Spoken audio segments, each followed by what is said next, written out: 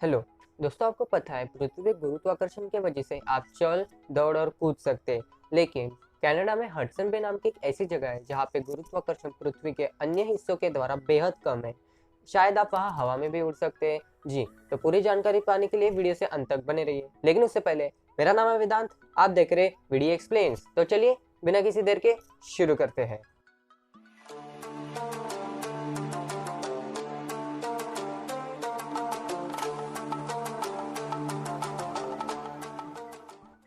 40 सालों से भी ज़्यादा हो चुके हैं साइंटिस्ट को ये ढूंढते ढूंढते कि वो ऐसी क्या बात है जो कनाडा के इतने बड़े हिस्से में इतनी कम ग्रेविटी होने का क्या कारण है। दूसरे शब्दों में, हडसन बे क्षेत्र और आसपास के क्षेत्रों में गुरुत्वाकर्षण दुनिया के अन्य हिस्सों की तुलना में बेहद कम है। इसके लिए दो थेरीज प्रस्तावित किए गए हैं। लेकिन इससे पहले हमें यह जानना जरूरी है कि पृथ्वी के विभिन्न भागों पर गुरुत्वाकर्षण अलग अलग होता है। पृथ्वी का मास सभी जगह पे एक सा नहीं फैला है और यह समय के साथ अपनी स्थिति बदल सकता है। इसलिए वैज्ञानिकों ने यह समझने के लिए दो सिद्धांतों का प्रस्ताव रखा कि कैसे हडसन बे क्षेत्र का मास कम हो गया और क्षेत्र के निचले गुरुत्वाकर्षण में योगदान दिया। तो चलिए अभी वो थेरीज देखते हैं। पहला सिद्धांत यानी पहली थेरी एक प्रक्रिया है जिसे पृथ्वी के मेंटल में होने वाले संवहन के रूप में जाना जाता है और यह पृथ्वी की सतह के नीचे 100 से 200 किलोमीटर के बीच मौजूदा है। मैग्मा अत्यंत गर्म होने के कारण और संवहन धाराओं को बनाने के लिए लगातार घूमता और हिलता डुलता रहता है। संवहन पृथ्वी की महाद्वीपीय प्लेटों के नीचे खींचता है, जिससे उस क्षेत्र में द्रव्यमान और गुरुत्वाकर्षण कम हो जाता है। हडसन बे क्षेत्र के लापता गुरुत्वाकर्षण के लिए खाते में एक नया सिद्धांत लॉरेंटाइड आइस शीट से संबंधित है, जिसमें वर्तमान में कनाडा और उत्तरी संयुक्त राज्य अमेरिका शामिल है। अधिकांश हिस्सों में यह बर्फ की चादर लगभग 3.25 किलोमीटर मोटी थी और हडसन बे के दो क्षेत्रों में यह बर्फ की चादर लगभग 4 किलोमीटर मोटी थी। यह चादर बहुत भारी थी और 10,000 साल पहले यह पिघल गई। इसने पृथ्वी में एक गहरा निशान छोड़ दिया।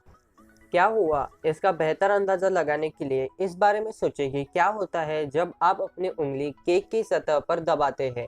थोड़ा सा हिस्सा साइड में सरक जाता है और वहाँ एक निशान बन जाता है, लेकिन जब आप अपनी उंगली हटाते हैं तो वह वापस सामान्य हो जाता है।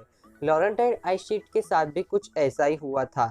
सिद्धांतों का प्रस्ताव सिवाय पृथ्वी के इतना उछल नहीं है, क्योंकि यह बहुत धीरे धीरे प्रति वर्ष आधा इंच से भी कम पलट रही है।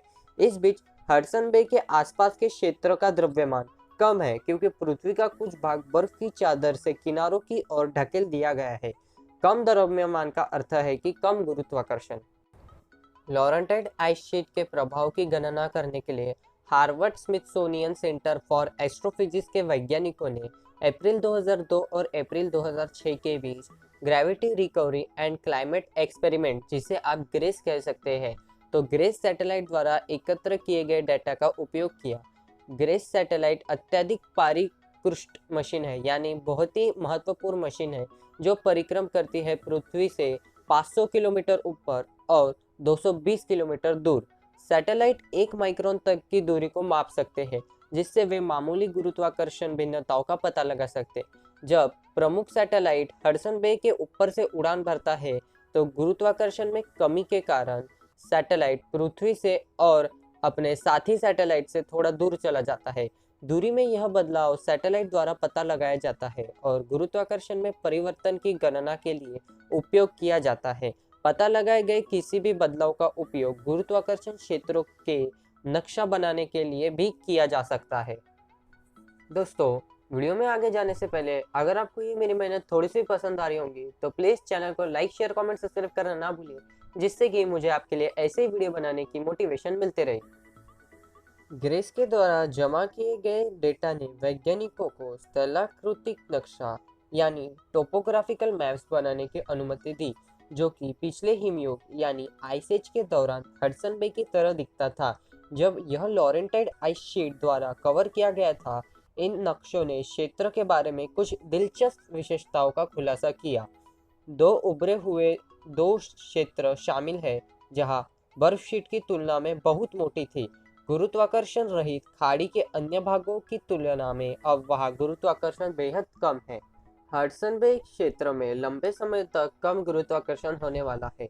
यह अनुमान लगाया गया है कि पृथ्वी को अपने मूल स्थिति में वापस आने के लिए 650 फीट से भी अधिक पीछे हटना पड़ता है, जिसमें लगभग 5000 वर्ष लगने चाहिए। लेकिन पलटाव का असर अभी भी दिख रहा है। हालांकि दुनिया भर में समुद्र का स्तर बढ़ रहा है, वही हडसन बे की खाड़ी में समुद्र का स्तर गिर रहा है, क्योंकि भूमि लॉरेंटाइन आइस शीट के वजन से उभरने के लिए जारी है। जबकि कनाडा के गुरुत्वाकर्षण थ्योरीज के रहस्य को शांत कर दिया गया है।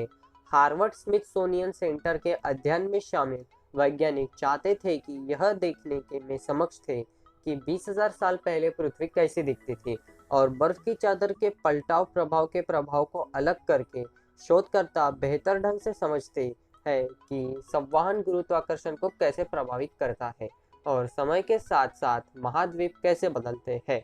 अंत में ग्रेस सैटेलाइट ने वैज्ञानिकों को कई बर्फ की चादरों और ग्लेशियर्स पर डेटा प्रदान किया है।